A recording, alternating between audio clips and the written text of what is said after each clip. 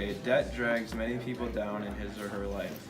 Hey, Alex, were you talking about how I'm gonna have a bunch of college debt and like debt in college? Because I can't wait to have $100,000 of college debt. No, silly. Even the best people can fail to repay the person whom he owes. In the play The Merchant of Venice, written by William Shakespeare, it is about a man, Antonio, who has lots of money invested into ships at sea, and he takes $3,000 from a Jewish moneylender named Shylock. And if Antonio fails to repay the $3,000 on time, he is forced to give a pound of his flesh to Shylock as interest. William Shakespeare, as we all know at this point because we've heard it so many times, was born on April 23rd, 1564, in a town of Stratford-upon-Avon, England. He was one of the oldest of 5 children born from John and Mary Shakespeare. His father was a tradesman, which really isn't that interesting, while his mother was the female child of one gentleman farmer. Shakespeare grew up learning Latin at the local grammar school. William got married to Anne Hathaway of Stratford in 1582 CE, whom he had 3 children with. After the birth of his twins, there was a section in Shakespeare's life that is called the Lost Years, which no records were taken, and there is much speculation on what Shakespeare was doing at that time. William was first famous because of his profession as a poet. He wrote around 154 sonnets. He then later joined the acting groups of the Lord Chamberlain's men and King's men. William became an entrepreneur with his purchase of land along the south bank of the Thames River, where he constructed the well-renowned Globe Theatre. The Merchant of Venice was written around 1596 to 1597 and then was published in 1600. Shakespeare may have written this play to expose the current wrong-headed mentality and to suggest a different point of view of Jewish financiers, and also to examine greed versus mercy and compassion. We know one thing for sure, though. Even though Shakespeare died on April 23rd, 1616, his play The Merchant of Venice lived on to the current era. There are still many arguments today on whether his play is anti-Semitic or not, and is still considered Shakespeare's most controversial play.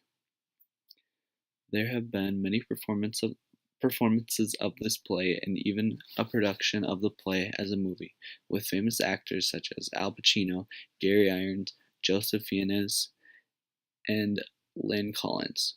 The movie shows the modern-day understanding of The Merchant of Venice.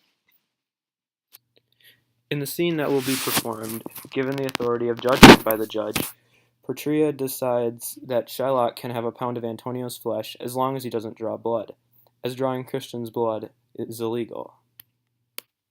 The key characters of this section are Portia, Antonio, and Shylock. Portia is the most elegant bachelorette in Belmont who distinguishes herself as a lawyer to help save Antonio. Antonio is a rich Venetian merchant who puts a pound of his flesh on the line as a collateral for his best friend. He is also the arch-enemy of Shylock. Shylock is a Jewish moneylender and is the enemy to Antonio.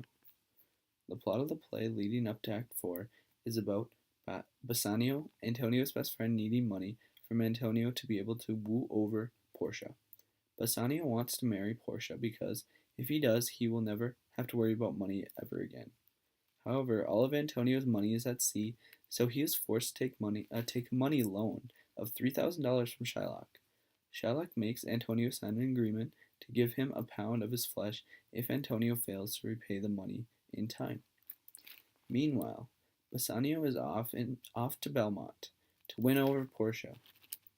To decide who will marry Portia, Portia has each of the suitors select a casket. Bassanio is the only one to select the correct casket, so he marries Portia.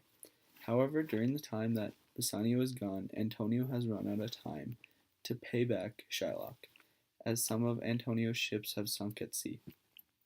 Antonio is now in the hands of the Duke at the court on whether or not he must pay up his flesh.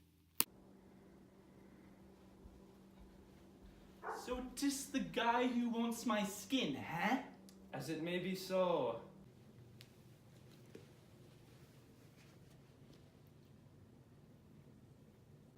I have heard your great... Dang it.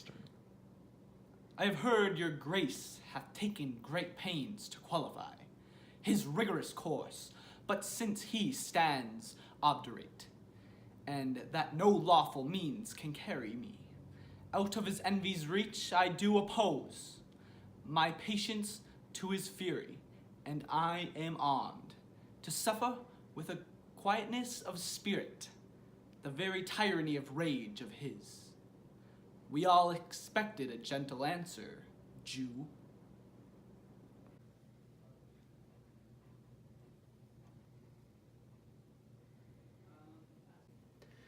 I have possessed your grace of what I purpose, and by our holy Sabbath have I sworn to have due and forfeit of my bond.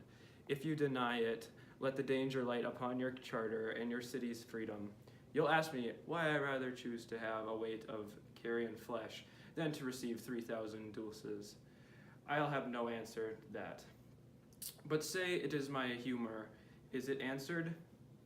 What if my house be troubled with a rat, and I be pleased to give 10,000 ducats? To have it banned? What are you answered yet? Some men there are love and a gaping pig. Some there are mad if they behold a cat, and others, when bags sing the nose, cannot contain their urine for affection. Mistress of passion sways it to the mood of what it likes loathes. Now for your answer, as there is no firm reason to be rendered. Why can he not abide a gaping pig? Why he, a harmless necessary cat? Why he, a woolen bag pig but of force, must yield to such an inevitable shame as to often himself be offended? So can give I no reason, nor I will not, more than a lounged hate and a certain loathing.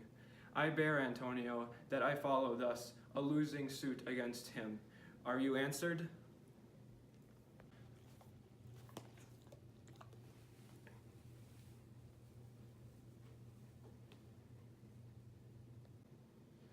I am not bound to please thee with my answers. Hates any man the things would not kill. What wouldst thou have a serpent sting thee twice?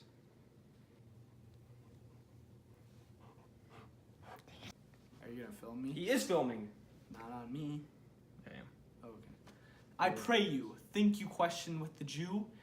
You may as well go stand upon the beach and bid the main flood bait his usual height. You may as well use question with the wolf, why he hath made the eel bleat for the lamb. You may as well forbid the mountain pines to wag their high tops and to make no noise when they are frettin' with the guts of heaven. You may as well do nothing most hard as seek to soften that than which what's harder. His Jewish heart, therefore I do beseech you, make no more offers, use no further means, but with all brief and plain conveniency, let me have judgment, and the Jew his will.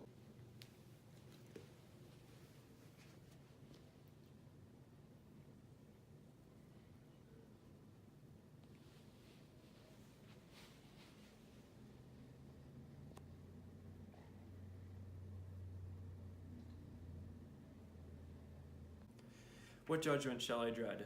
Doing no wrong? You have among you many a purchased slave, which, like your asses and your dogs and mules, you use in abject enslavers' parts. Because you bought them, shall I say to you, let them be free, marry them to your heirs. Why sweat them they under brothels? Let their buds be made as soft as yours, and let their palates be seasoned with such viands. You will answer, the slaves are ours. So do I answer you? The pound of flesh which I deemed of him is dearly bought is mine, and I will have it. If you deny me, fie upon your law. There is no force in the decease of Venice. I stand for judgment. Answer, shall I have it?